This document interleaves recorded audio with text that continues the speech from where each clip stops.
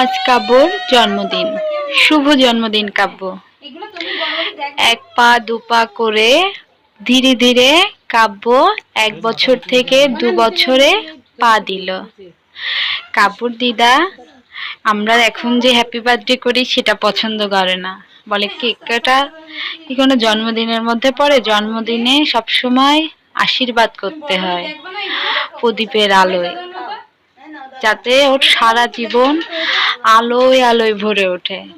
এজন্য কাব্যর জন্মদিনের প্রথম অনুষ্ঠান হচ্ছে ঠাকুর ঘরে এসে প্রদীপের আলোর শিখায় আশীর্বাদ নিয়ে ওর জন্মদিনের শুরু।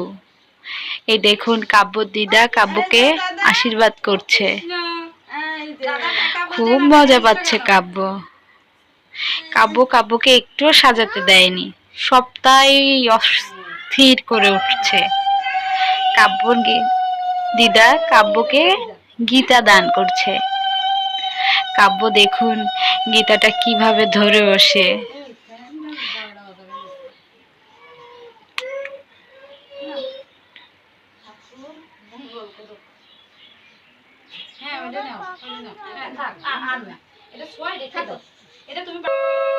এবার এই যে ভদ্র মহিলাকে দেখছেন, ইনি আমার কাকি, কাব্যর আর একটা দিদি, কাব্যকে আশীর্বাদ করছে।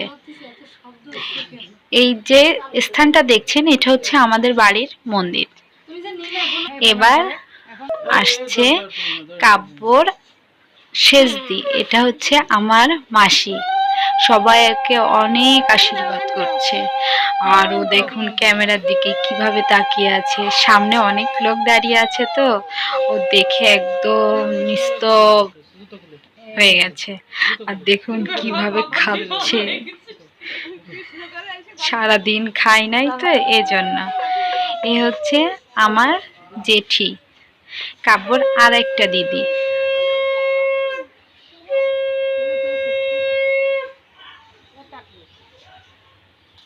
দেখছেন কিভাবে ডেপ ডেপ করে তাকিয়ে দেখছে সবাইকে, মনে হচ্ছে কত বুঝে।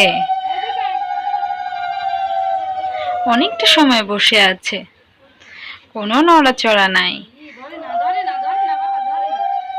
দেখুন জেঠি ওকে কিভাবে আশীর্বাদ করছে। এবার সব উল্টে ফেলে দিবে।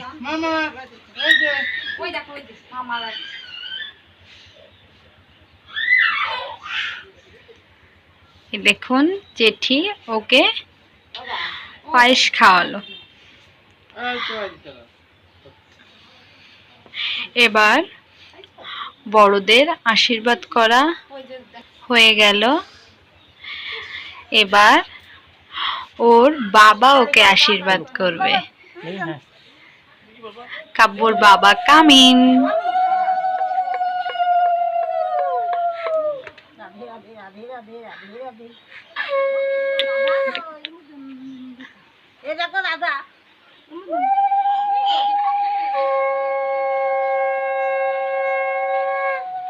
কাব্যর বাবা আগে ভালোভাবে প্রণাম করে ঈশ্বরকে ডেকে নিচ্ছে, তারপর ছেলেকে আশীর্বাদ করবে।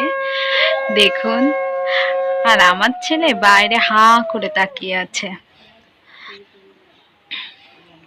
কাব্যর বাবা কাব্যকে আশীর্বাদ করছে।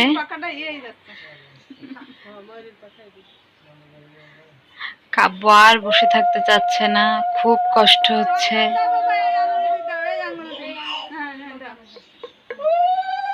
ও শুধু ভাবছে আজ কি হচ্ছে ওর।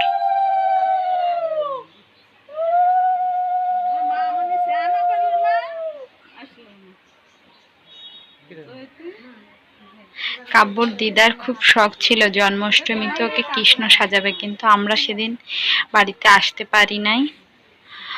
এজন্য আজ ওর জন্মদিনের দিন দুপুরবেলায় ওকে কৃষ্ণ সাজিয়ে আশীর্বাদের অনুষ্ঠানে নিয়ে আসলাম।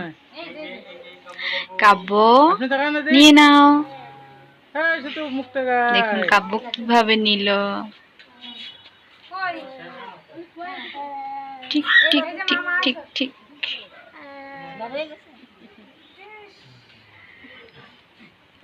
টাকাটা আমার।